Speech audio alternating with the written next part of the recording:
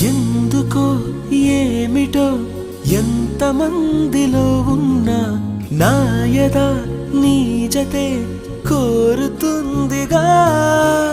ఒంటరి దారిలో నాకు తోడువైనావు, ఎన్నడూ నీడగా వెంట ఉండవా. అరే కలలే నిజమైనాయి, కనులే ఒకటై కలిపేస్తూ నీ చేయి అడుగే చిందయ్యి. మన స్నేహాలు సావాసాలు కలకాలాలకు కథ కావాలి.